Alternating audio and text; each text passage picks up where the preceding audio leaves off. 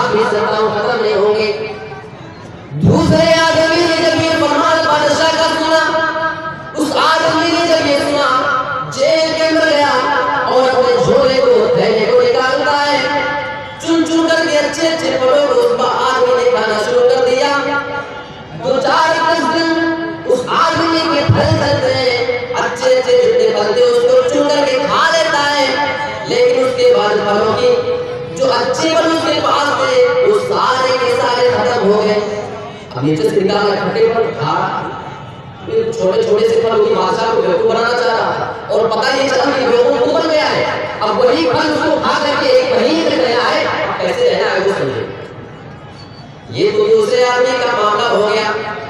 तीसरे आदमी की जब बारी आती है, जब तीसरा आदमी जेल के अंदर जाता है और इस आदमी ने जब अपने थैले को खोला, जब अपने बैग को खोलता है, झोले को खोलता है, तो इस आदमी के पैरों के नीचे से जमीन खिसक गई।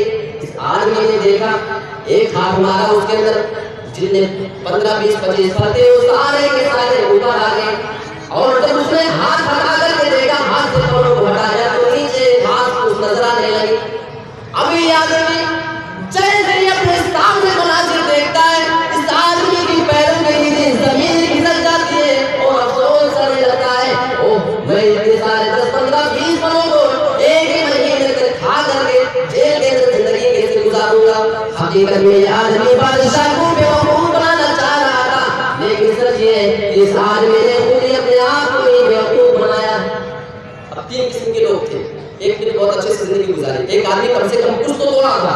ये आदमी इतना ज्यादा होशियार बन रहा था, इतना ज्यादा होशियार कि बादशाह को धोखा देंगे और देखेगा कि थैला भरा हुआ ले जाओ, काम हो गया। लेकिन जब जेल में डाला तो पता नहीं चला कि 2-4-5 दिन के अंदर ही उसके सारे फल खत्म हो गए और उसके बाद वो जेल के अंदर भूखे मर रहा है। मेरे मुसलमान भाइयों, इस वाक़े के ज़रिए मैं आपको एक पैगाम देना चाहता हूँ। जिस तरीके से बादशाह ने तीनों आदमियों को जेल के अंदर भेजा था, इसी तरीके से अल्लाह रब्बुल आलमीन ने हम सारे इंसानों को दुनिया के अंदर भेजा है। अब जरा गौर कीजिए, कंपेयर दोनों में वाक़े में और हमारे और आपके अल्लाह के बीच में क्या इख्तिलाफ पाया जा रहा है, जो वाक़या मैं आपको बता करके समझाना चाहता हूँ। बादशाह ने तीनों को अपने भाग में भेजा था और यहाँ अल्लाह ने हम सारे के सारे इंसानों को दुनिया के अंदर भेजा है। बादशाह ने तीनों के हाथ में झोला दिया था, थैला दिया था और अल्लाह रब्बुल आलमीन ने हम इंसानों को नामे अमाल दिए। ऐ मुसलमानों, तुम दुनिया के अंदर जाना और सारी की सारी नेकियां करके आना। जैसे बादशाह ने तीनों को हुक्म दिया था, ऐ मेरे गुलामों, तुम मेरे बाग में चले जाओ, सबसे अच्छे फलों को तोड़ करके उसमें से भर करके लाना, चुन करके लाना। इसी तरह अल्लाह रब्बुल आलमीन ने हम इंसानों को भी दुनिया के अंदर इस मकसद से भेजा है, ऐ लोगों, ये तुम्हारे पास नामे अमाल के थैले झोले दुनिया के अंदर जाना है और सारी की सारी नेकियां। और बादशाह ने उनको मना किया था कि फल नहीं तोड़ने हैं, तुम्हें खराब और यहाँ अल्लाह ने हम इंसानों को ये हुक्म दे दिया है कि मेरे बंदों, दुनिया में जा रहे हो, लेकिन गुनाह का काम तुम्हें नहीं करना है, बुराई का काम तुम्हें नहीं करना। अब जिस तरीके से वो तीनों आदमी, अगर पहले आदमी की तरह हम बादशाह की बात को मानेंगे और जैसे उसने कहा था वैसा करेंगे, यानी अल्लाह ने हमें जो काम करने के लिए दुनिया में भेजा है वो काम उसी तरह करके जाएंगे, तब तो अल्लाह हमें सही सालिम जन्नत में दाखिल करेगा। वरना दूसरे आदमी की तरीके से, जिस तरीके से वो आदमी बादशाह को धोखा देना चाहा, अगर इसी तरीके से हम इंसान कहीं गलती में पड़ करके, धोखे में पड़ करके अगर हम अल्लाह को धोखा देना चाहें और यहाँ में सारी चीजें लेकर के जाएंगे, तो मेरे भाई को हमारा अंजाम भी खराब हो सकता है। और तीसरे आदमी की तरह कहीं हम आपका मामला हो गया कि जिस तरीके से वो तीसरा आदमी सिर्फ 2-4-10 फल ही तोड़े नीचे घास फूस के, यानी हम अपनी जिंदगी में कुछ चीज लेकर लेकर के जाएंगे और नामे अमाल में सारे सारे गुनाह होंगे। तो मालूम होना चाहिए कि हमारा अंजाम भी उसी आदमी की तरह हो सकता है और हमारा कितना खराब हो सकता है, हमारी आखिरत और हमारी आखिरत सब कुछ खराब हो सकती है, बर्बाद हो सकती है। आज हम इंसानों की जिंदगी में सबसे ज्यादा जिस चीज का नुकसान हमारे समाज और माशरे में एक मुसलमान इबादत के मामले में नमाज है। जो चीज हमारे इस्लाम की सुकून, उसका सुकून है, खंबा है, उसी चीज को आदमी हटा दिया। आज हमारी माँ बहनें अगर किसी शादी ब्याह में उनका मौका मिला तो अब वो पूरे दिन तक नमाज नहीं पढ़ेंगे। सवाल ये पैदा होता है क्यों नमाज पढ़ेंगे? इसका जवाब सिंपल सा है, आपको भी मालूम है। 1000 रुपए का तो मेकअप करके वो शादी ब्याह में जाएंगे, सुबह से 1 घंटे 2 घंटे मेकअप किए किसी तरीके से, ब्यूटी पार्लर में जाकर अब जब ज़ोर की अज़ान का वक्त होगा तो आपको क्या लगता है कि वो औरत अपने 1500 रुपए के मेकअप को खराब करके वजू करके नमाज पढ़ने जाएगी? बिल्कुल नहीं जाएगी। आज हम मुसलमानों में सबसे ज्यादा जिस इबादत को छोड़ा जा रहा है वो बस यही नमाज है। खेल कूद हमारा है, हमारा जो वक्त है खेलने का वो तो नहीं सोना चाहिए। मेरे नौजवान साथियों, हम कोई मैच खेल रहे हैं, क्रिकेट फुटबॉल खेल रहे हैं, उसमें कोई कमी नहीं होना चाहिए। वो वक्त पे हम खेलेंगे। हाँ, अजान हो रही है, जाने दो, अजान हो रही है, नमाज बाद में पढ़ेंगे। ये आज हमारा मिजाज बना हुआ है, ये आज हमारे समाज मुआशरे का यह हाल है। आइए सहाबी रसूल की जिंदगी में जरा हम नमाजों की अहमियत को देखें। यहाँ तो हमसे फर्ज नमाजों के मामले में मामला ये है कि एक इंसान अगर बैठकर गिनना शुरू कर दे कि मेरी जिंदगी में नमाजें कितनी छूटी है तो शायद वो गिन न सके कि नमाजें छूटी हैं। सहाबी रसूल अल्लाह के नबी सल्लल्लाहु अलैहि वसल्लम एक जंग के मौके पे गए, रात में पड़ाव डाला कहीं पे। अल्लाह के नबी और तमाम सहाबा को सुना था कि दुश्मन का खतरा था सामने से। अल्लाह के नबी ने अपने सहाबा से पूछा, मेरे साथियों तुम में से कौन है जो हमारी और तमाम लोगों की निगरानी? 2 सहाबी रसूल उठ करके खड़े हो गए, एक अंसारी थे, दूसरे सारे लोगों को जारी। अब ये तो एक अंसारी और एक मुहाजिर सहाबी दोनों बचे, सारे के सारे सो गए। अब इन दोनों ने आपस में मशवरा किया कि यार दोनों को जागने, एक जागे और एक सो जाए, और जब उसके सोने का टाइम आएगा तो जो पहले सो जाएगा उसको जगा देगा, फिर वो जागेगा और पहला सो जाएगा। दोनों को जागने की क्या जरूरत है? तो अंसारी ने कहा कि ठीक है, मैं पहले जागता हूँ, और मुहाजिर से कहा कि तुम सो जाओ आराम से, मैं जाग रहा हूँ। और वो सो गया। अब जागने वाला अफसर, जागने वाला सिर्फ एक आदमी बचा है और वो अंसारी साहब है। अब जब ये तन्हा होगा, सारे के सारे लोग सो रहे हैं, इस मौके पे इस आदमी के ज़हन में ख्याल आया कि यार हम कौन सा काम किया जाए, ना किसी से बात कर सकते हैं, ना कोई टाइम पास करने की चीजें, अब करें तो क्या करें इस मौके पे। इसीलिए अंसारी आदमी के ज़हन में ख्याल पैदा हुआ, सारे लोग सो गए, किसी से बात नहीं कर सकते, किसी से बातचीत करने की कोई नौबत नहीं आ सकती। उनके ज़हन में ख्याल आया कि अब ऐसा करता हूँ कि मैं नमाज के लिए खड़ा हो जाता हूँ। और कौन सी नमाज है? फर्ज नमाज कब पढ़े? नफली नमाज के लिए खड़ा हो जाता हूँ रात में। इस आदमी के ज़हन में आया, वजू किया, और वो आदमी तो रकात नमाज पढ़ने के लिए खड़ा हो जा रहा है। जैसे उसने नियत बांधी और सूरतों को पढ़ना चालू किया, उसने कहा कि उस आदमी ने तिलावत, वो आदमी नमाज पढ़ते जा रहा है, बराबर मुसल्सल नमाज में खड़ा हुआ, लंबी नियत किए जा रहा है, और पीछे से एक दुश्मन उसको देख रहा है कि आदमी अपनी नमाज खत्म करके कब सोएगा। लेकिन उस दुश्मन ने देखा कि आदमी तो मुसल्सल खड़ा हुआ है, इसका ख्याल भी नहीं खत्म हो रहा है, ये आदमी तो बराबर नमाजें पढ़ते जा रहा है। अब इस आदमी ने सोचा कि काम ऐसे नहीं चलेगा, इसको तीर से मार करके निशाना बनाना पड़ेगा। दुश्मन ने पीछे से सोचा, अगर मैं इस आदमी को तीर मार देता हूँ और ये मर जाएगा तो बाकी तमाम मुसलमानों के हमला करने में आसानी हो जाएगी, भूख पैदा हो जाएगी।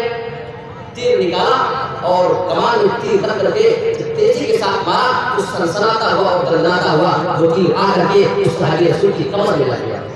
ये आदमी नमाज के लिए खड़े हुए, सहाबी रसूल को नमाज देख रहे हुए, पीछे से तीर आकर उनकी कमर में छू जाती है। अभी नमाज के बीच में अचानक जब तीर छुई तो दर्द महसूस होने लगा कि लेकिन अपनी नीयत को नहीं तोड़ रहे, नमाज नहीं छोड़ रहे, और अपनी नमाज की हालत में सोचने लगे, अल्लाह दुश्मन ने तीर मारा है, मैं नमाज को छोड़ूं या अपनी नमाज को मुकम्मल करूं। सोच रहे, अभी वो दुश्मन तो देख रहा है कि अभी तो तीर लगने के बाद भी इस मुसलमान ने अपनी नमाज नहीं छोड़ी। दूसरे निकालता है, बड़ा निशाने पास था, वो तीर अंदाज आती था, दूसरा तीर निकाल करके कमान में लगता है, और दूसरा तीर भी आकर उनकी कमर के पीछे लग जाता है। अब जब दूसरा तीर लगा, सहाबी रसूल पे हाल होने लगे, खून गिरने लगे, सोच रहे हैं अल्लाह क्या करे, नमाज को छोड़े क्या करें, मेरे भाई और ताज्जुब करेंगे। उस आदमी ने अपने दिल में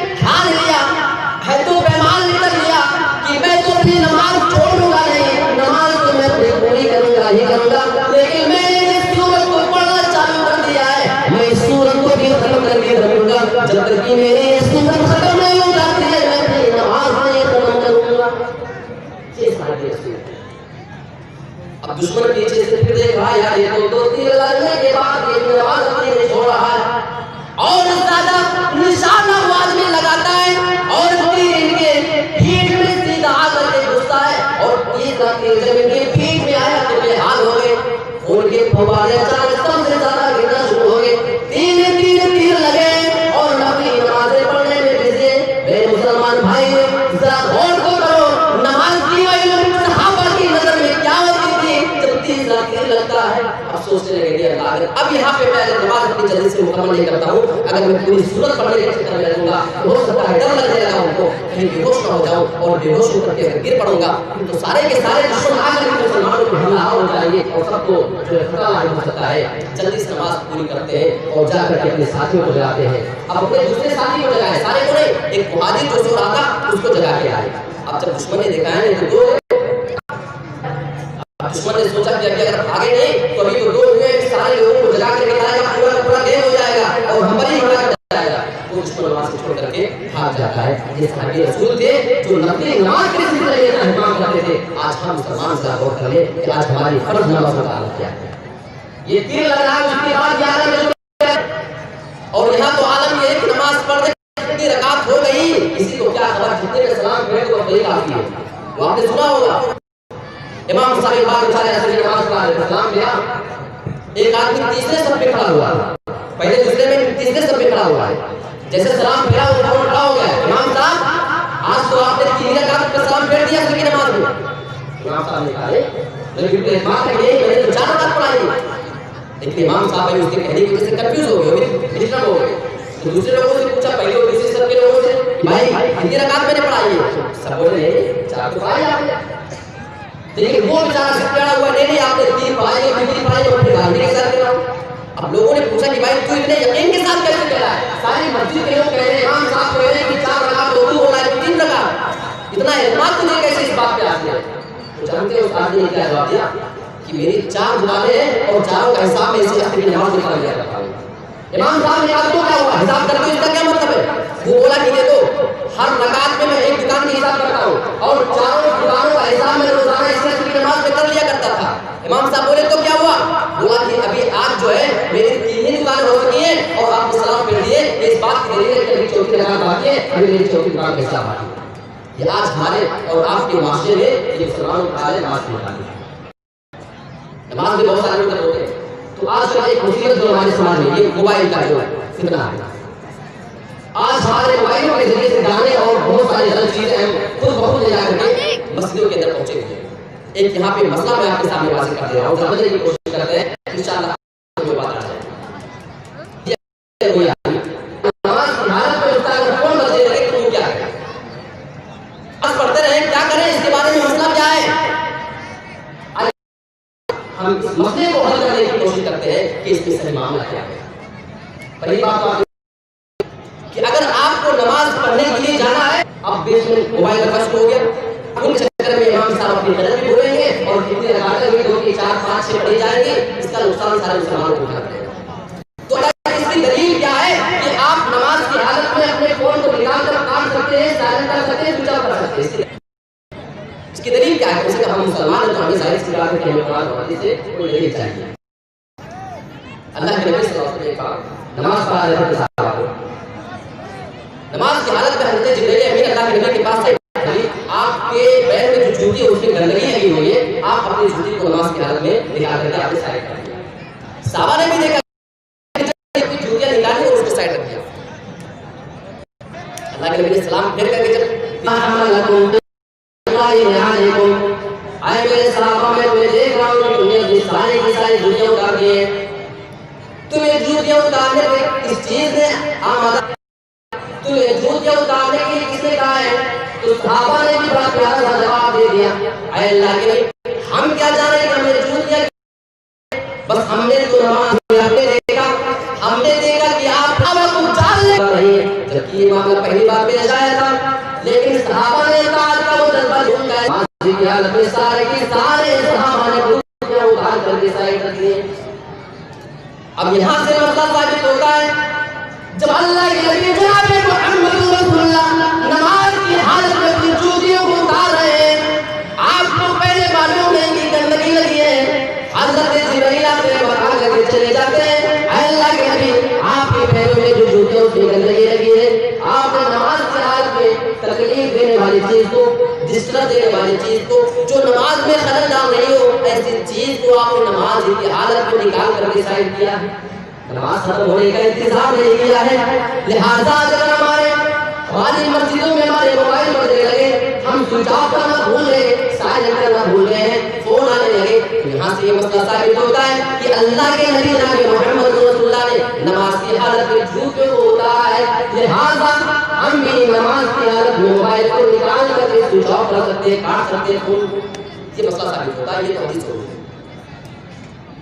इमाम शाफी रहमतुल्लाह अलैह से एक बार किसी ने सवाल कर लिया, आइए यहाँ से भी मसला साबित कर दो दलिल आपको दे रहा हूँ। इमाम शाफी ने दलील दिए। इमाम शाफी से किसी ने पूछा, अगर हम नमाज पढ़ रहे हो और नमाज की हालत में हमारी पगड़ी गिर जाए, हमारा सर गिर जाए, सर गिर जाए और हमारी पगड़ी जमीन पे गिर जाए, ऐ इमाम शाफी नमाज की हालत में पगड़ी को उठाएं या छोड़ दें, क्या करें? इसके बारे में मसला बताइए, जानना चाहते हैं। इमाम शाफी ने जवाब दिया, अल उमामतु अखफ़ु मिनल अमामा, उमामत को उठाना ये अमामा के उठाने से कहीं ज्यादा आसान है। क्या मतलब आप समझे कुछ? अल्लाह के नबी जनाब मोहम्मद रसूलुल्लाह कभी जब नमाज पढ़ा करते थे, अपनी नमाजी उमामा को अपनी गोद में उठाया करते थे, रुकू में जाते, सजदे में जाया करते थे तो उनको उतार दिया करते थे, जब भी खड़ा हो जाया करते थे तो उनको अपनी गोद में आप उठा लिया करते थे। इमाम शाफी ने फरमाया अल उमामतु अखफ़ु मिनल अमामा, यानी कि पगड़ी का उठाना, जिस तरीके से अल्लाह के नबी नमाज की हालत में अपनी नमाजी को उठा रहे हैं जमीन पे, इसी तरीके से अगर किसी आदमी की पगड़ी गिर जाए तो उसको उठाया रखा जा सकता है। जो मैंने मसला साबित किया तो पता ही चला, अगर नमाज की हालत में किसी आदमी का फोन बजे या इस तरीके की कोई चीज हो तो नमाज की हालत में आप उसको काट करके रखिए, वरना पूरी नमाज सबकी खराब होगी, आपकी तो खराब होगी। एक बार अल्लाह के नबी अपने सहाबा के पास मौजूद थे, नमाज की फजीलत के मुताबिक अल्लाह के नबी बताना चाह रहे थे, ऐ मेरे सहाबा, अगर तुम में से किसी आदमी के घर के सामने कोई साफ और शफाफ नहर बह रही हो, बिल्कुल साफ सुथरी नहर, कोई आदमी रोजाना उसमें 5 बार नहाया करे, रोजाना 5 बार गुस्ल करे, तो क्या उसके जिस्म पे कोई मैल कुचैल कोई गंदगी बाकी रहेगी? सहाबा ने जवाब दिया, अल्लाह के 5 बार एक आदमी अगर किसी नहर में नहा ले तो उसके जिस्म पे कोई मैल और कुचैल बाकी नहीं रह सकती है। तो अल्लाह के नबी ने फरमाया, मेरे सहाबा, नमाज़ों की भी यही मिसाल है, 5 वक्त की मिसाल, नमाज़ों की मिसाल यही है। अगर कोई आदमी रोजाना एक दिन 5 वक्त की नमाज़ें पढ़ लेता है तो ये 5 वक्त की नमाज़ें उस आदमी की जिंदगी से सारे के सारे गुनाहों को, सारे के सारे उसके खताओं को जो है धुल दिया करते हैं। ये नमाज का मामला है। लेकिन आज हाल ये है कि आज हम नमाजी भी हैं, नमाज पढ़ते हैं, ज़कात सदका खैरात की सारी चीजें हमारी जिंदगी में हो रही है, लेकिन हमारे और आपके अमाल कुछ ऐसे हैं जो हमारी नमाजों को भी बर्बाद करने के लिए काफी है, हमारे रोजों को भी तबाह और बर्बाद करने के लिए काफी है। आप कहेंगे, यार ऐसा कौन सा अमल है कि हमारी नमाजों को बर्बाद कर दे? आप हैरत करेंगे, आप ताज्जुब करेंगे। सही मुस्लिम के अंदर जो हदीस के अल्फाज हैं, अल्लाह के नबी ने फरमाया, वो चीज मैं आपके सामने रखना चाहता हूँ। एक आदमी क़यामत के दिन आएगा, नमाज है, रोजा है, सदका खैरात बड़ी बड़ी नेकियां लेकर के आएगा। एक बार अपने सहाबा के सामने आपने सवाल कर लिया, अगर गुण अमल मुखलिस, मेरे सहाबा जानते हो कि मुखलिस किसको कहते हैं, लाचार फकीर किसको कहते हैं? कालू अल मुखलिस तो तीन अमल के हाल हुआ। अल्लाह के नबी, हमारे समाज में, हमारे माशरे में मुखलिस तो उसी आदमी को समझते हैं जिसके पास कोई दिनार और दिरहम ना हो, रुपया पैसा ना हो, खाने पीने की चीज ना हो, उसी आदमी को हम और आप सारे लोग मुखलिस समझा करते हैं। ये सहाबा ने आम सा जवाब दिया। فقال إن المخلص من أمتي يأتي يوم القيامة بصلاة وصيام وزكاة। जब सहाबा ने जवाब दे दिया, मेरी उम्मत, सहाबा ने जवाब दिया, अल्लाह के नबी, हमारे समाज में, हमारे माशरे के अंदर हम जिस आदमी को जानते, मल्ला दिरहम लहू वला मता, जिस आदमी के पास दिनार और दिरहम ना हो, रुपया पैसा ना हो और खाने पीने की कोई चीज उस आदमी के पास ना हो, फकीर आदमी होता है, अल्लाह को, अल्लाह के नबी हम उस आदमी को मुखलिस समझते हैं। सहाबा ने काम सा जवाब दे दिया था। जब सहाबा अपने जवाब से फारिग होते तो जानते अल्लाह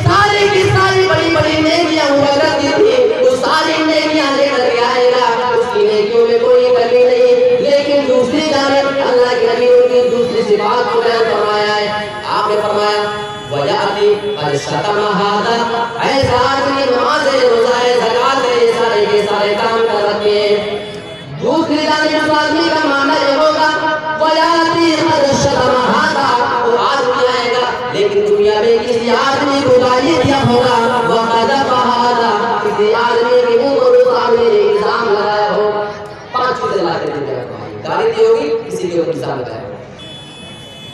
वअकल माल हादा, आए मेरे सहाबा, मेरी उम्मत का मुखलिसान भी वो होगा नमाज है, रोजा है, ज़कात है। किसी को गाली दी, किसी पे इल्जाम लगाया है, दुनिया में किसी आदमी का माल लूट करके उस आदमी ने खाया है, वह सफका कमा हादा, दुनिया में किसी आदमी का मर्डर करके आया होगा, किसी का खून बहाया होगा, किसी की गर्दन मारी होगी, किसी का मर्डर किया होगा, वज़रबा हादा, और दुनिया में वह आदमी किसी को मार करके आया होगा। ये 5 चीजें अल्लाह के नबी ने इरशाद फरमाई है। अब जरा दोनों चीजों को हम और आप कंपेयर करके देख लेते हैं। एक जानिब नमाज है, रोजा है, ज़कात है, यानी जितनी बड़ी-बड़ी नेकियां होनी चाहिए वो सारी नेकियां उसके पास मौजूद है। और दूसरी जानिब किसी को गाली देना, किसी पे इल्जाम लगाना है, किसी का माल खाना, किसी का खून बहाना, किसी का मर्डर करना, किसी आदमी को मारना, ये 5 बुराइयां करके आया होगा। आइए जरा देखने की कोशिश करते हैं। या अल्लाह ये तो बड़ा नेक आदमी हुआ करता था दुनिया के अंदर, नमाज पढ़ने वाला है, तहज्जुद की नमाज पढ़ने वाला फरमाया है, ऐसा आदमी आएगा नमाज रोजा सारी चीजें लेकर के आएगा, लेकिन सही मुस्लिम के अल्फाज है जूता जो भी काम दुनिया में किसी आदमी के साथ किया होगा सारे लोगों को लाया जाएगा और अल्लाह के नबी ने इरशाद फरमाया है उस आदमी की सारी नेकियों को उठाया जाएगा। जूता हादा मिन हसनाती व हादा मिन हसनाती, फला आदमी को इसकी नेकियां दी जाएंगी और फला आदमी को इसकी नेकियां दे दी जाएंगी। यानी जितने लोगों के ऊपर इसके मामला दुनिया में हुआ करते थे सारे के सारे लोगों को इसकी नेकियां उठा करके बांटी जाएंगी। आप और फिर इस आदमी से बात नसीब अल्लाह की कसम कोई हो नहीं सकता है कि सारी की सारी नेकियां लेकर के पहुंच जाएगा। एक बात आप ध्यान दीजिए, नेकियां करना एक तो वैसे मुश्किल काम है और दुनिया से क़यामत के दिन वहां से सलामत नेकियों को लेकर के चला जाना ये उससे भी ज्यादा मुश्किल काम है। और ये आदमी तो ऐसा होगा जो नेकियां किया भी है और सारी की सारी नेकियां लेकर पहुंचा भी है, लेकिन बदनसीब इतना बड़ा है कि इसकी नेकियां दूसरे लोगों में भाग भी जा रही है। अभी तो इसकी नेकियां भागी जा रही है और हदीस का ये जो बात इतने ज्यादा खतरनाक है मेरे भाइयों के हमारे कान खोलने के लिए काफी। इस हदीस को सुनने के बाद हमारे और आपके रोने भी खड़े होने चाहिए। आपने फरमाया सही मुस्लिम के अल्फाज है फइन फनियत हसनातु, अगर उस आदमी की नेकियां खत्म हो जाएंगी यानी उसकी नेकियां सारे के सारे लोगों को बांटा जाएगा। जितने भी लोगों के साथ उसकी दुनिया में मामला हुआ करते थे सारे के सारे लोगों को उसकी नेकियां उठा करके बांटी जाएंगी। और हदीस के बाद फइन फनियत हसनातु, अगर उस आदमी की नेकियां खत्म हो जाएंगी। अब आप सोचेंगे अल्लाह फिर क्या होने वाला है? अभी तो इसकी सारी नेकियां बांट दी गई है, अभी सारे के साथ कौन सा अंजाम होने वाला है? आपने ऐसा फरमाया उखिदा मिन खतायाहुम, सारे लोगों के गुनाहों को उठाया जाएगा, सारे लोगों के गुनाहों को, उनकी खताओं को, उनकी गलतियों को उठाया जाएगा। फतुलिहत अलैहि, सारे लोगों के गुनाहों को उठा करके उस आदमी के ऊपर डाला जाएगा। आप सोचिए ऐसा इतना बड़ा काम, यहाँ तो नेकियां सारी की सारी बढ़ चुकी है, अब उसके झोले में नेकी नाम की कोई चीज नहीं और ऊपर से इस आदमी के ऊपर सारे लोगों के गुनाह उठा करके डाले जाएंगे। अब इसका अंजाम क्या होगा? अंजाम के बारे में मेरे भाई हम अपनी ज़बान से कुछ ना कहेंगे, बस अल्लाह के नबी ने इरशाद फरमा दिया है फतुलिहत अलैहि, जब सारे लोगों के गुनाहों को इस आदमी के ऊपर डाल दिया जाएगा तुम्मा तुलिहत अन्नार, फिर उस आदमी को उठा करके जहन्नम के अंदर डाला जाएगा। ये उस आदमी का अंजाम है जो बंदा दुनिया में नमाज भी पढ़ा करता था, रोजे भी रखा करता था, ज़कात भी दिया करता था, लेकिन उसूल है कि दुनिया में बंदों का हक मारा करता था, बंदों के मामले में वहां भी गिरफ्तार हो गया होगा, इसलिए कि उस आदमी के साथ मामला किया जाए। और इसी तरीके से अल्लाह के नबी ने एक और हदीस के अंदर बयान फरमाया कि एक आदमी होगा वो बड़ा जालिम आदमी होगा, वो पुरसिरात के ऊपर से गुजर रहा होगा। आप जरा मनाजिर देखने की कोशिश करें और हम और मुसलमान जो आजकल के हैं अपने ज़बान में हमें बिछा करके देखने की जरूरत है।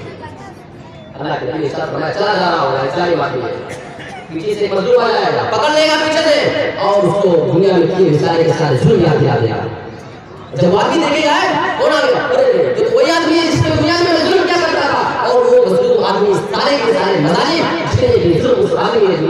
किए थे, इसका ज्ञान भी आता चला जाएगा और सारे के सारे अपने याद आ जाएंगे, इकरार कर लेगा हाँ मेरे के साथ ये किया था। अब ये मजलूम अल्लाह रब्बुल आलमीन से इंसाफ मांगेगा, ऐ मेरे परवरदिगार मेरे उस बंदे के दरमियान तू फैसला कर दे। या अल्लाह वहाँ पे फैसला किया जाएगा।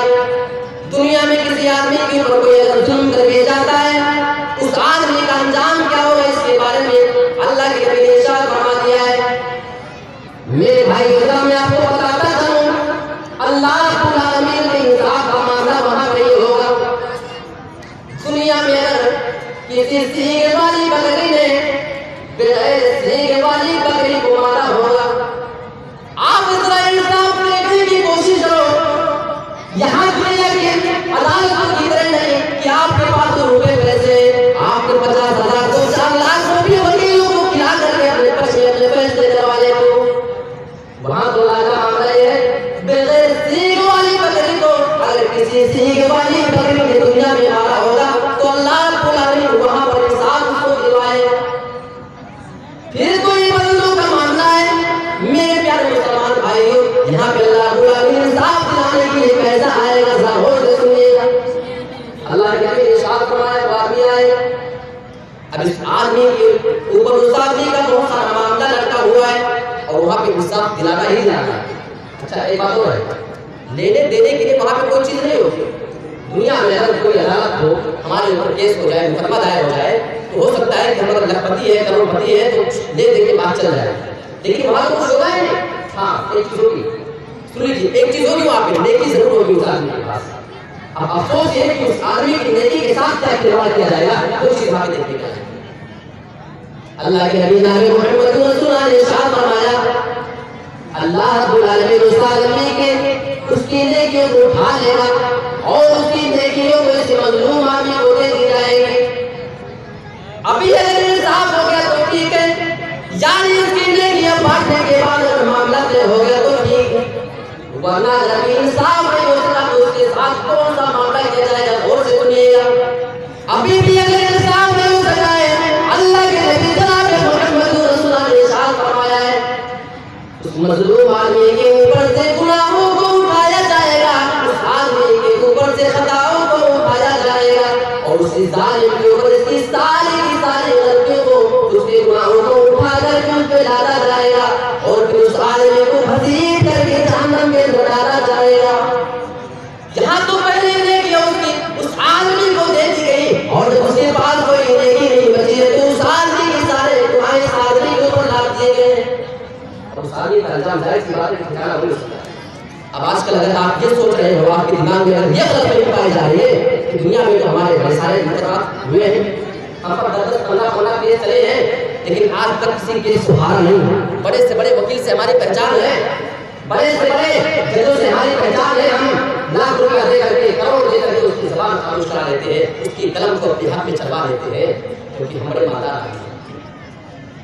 आइए जरा क़यामत के बारे में देखते हैं क्या दुनिया की तरीके से हमारे अपने वहाँ भी फैसले करके लाएंगे। दुनिया में सबसे ज्यादा पहचान हमारी है, बड़े बड़े वकीलों से पहचान है और बड़े बड़े जजों को दुनिया में खरीदा जा सकता है। क्या क़यामत के दिन अल्लाह ऐसा कोई सिस्टम तुमने बनाया है वहाँ भी किसी वकील को खरीदा जा सकता है? अल्लाह क्या वहाँ पे किसी भी जज को खरीदा जा सकता है? आइए इसके बारे में देख लेते।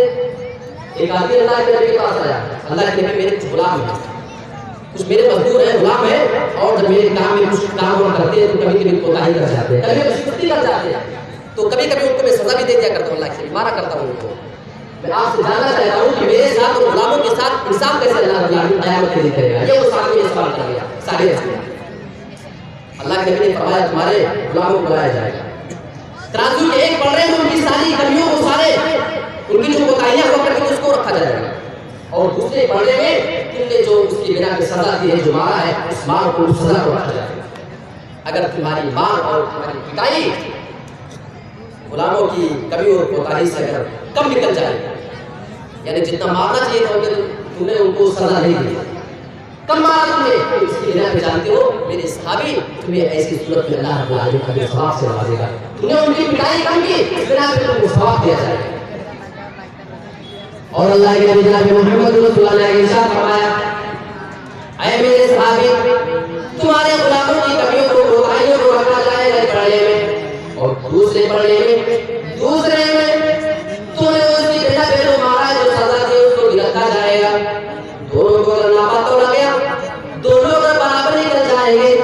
ऐसी सूरत में ना तुम्हें अज़ाब दिया जाएगा और ना तुम्हें सवाब से नवाजा जाएगा, ये मामला बराबर हो जाएगा, छोड़ दिया जाएगा तुम्हें। ये दूसरी चीज होगी। तीसरे नंबर पे अल्लाह के नबी ने इरशाद फरमाया है, आए मेरे सहाबे रसूल, तीसरा मामला ये होगा, तेरे जितने भी गुलाम थे सारे के सारे गुलामों की कमियों को कोताहियों को रखा जाएगा तराजू में। और दूसरे पड़े में उसकी बिना पे तुमने जो मारा है, जो सजा दी उसको भी रखा जाएगा। अगर तेरी सजा तेरे गुलामों की कमी से कोताही से ज्यादा निकल जाएगी, यानी जितनी उन्होंने कमी की कोताही की, अगर तुम उनको ज्यादा मारा होगा तो जानते हो जितनी तुम्हारी मार ज्यादा होगी उसी हिसाब से अल्लाह रब्बुल आलमीन तुम्हें अज़ाब देगा, सजा से तुमको दो चार करेगा। सहाबी रसूल ने सुना, ऐ अल्लाह के नबी, या क़यामत के दिन इस तरीके से नाप करके हिसाब दिया जाएगा। चीख करके रोने लगे, कोने में खड़े होकर के आंसू गिराने लगे और चीख करके दाढ़े मार करके रोने लगे। अल्लाह के नबी जनाब मोहम्मद रसूलुल्लाह ने देखा, आपने पूछा मेरे साथ रोने की क्या जरूरत है, क्या तुमने कुरान नहीं पढ़ा है? ये सारी की सारी चीजें अल्लाह रब्बुल आलमीन कुरान में इरशाद फरमा रहा है। मेरे भाइयों, कुरान की आयतें सुन ले, क्या कभी शायद करने की गौर करने की कोशिश की? आज हमारे मामले दुनिया में न जाने कितने लोगों से कैसे हो जाते हैं। आज हमारे मामले दुनिया में रात से पड़े हुए गाँव में शायद कोई ऐसा आदमी हो जो हमारे ऊपर जिसका मामला हो, मेरे भाइयों ये मामला क़यामत के दिन लेकर के जाएंगे। तो आइए आयत की रोशनी में अपने अमाल को देखने की कोशिश करें। अल्लाह के नबी ने फरमाया, अल्लाह रब्बुल आलमीन कुरान में फरमा रहा है इसी चीज के मुताबिक, वनज़ुल मवाज़ीन अल-क़िस्त लियौमिल क़ियामह। ऐ मेरे सहाबी, अल्लाह रब्बुल आलमीन तो कुरान मजीद के अंदर इरशाद फरमा रहा है, क़यामत के दिन में तराजू को इंसाफ के साथ कायम करेंगे। माफ करना, ये दुनिया के दोगले जज और दोगले वकील नहीं, वहाँ पे अल्लाह इंसाफ को कायम करेगा, वहाँ पे इंसाफ के साथ तराजू अल्लाह रखेगा।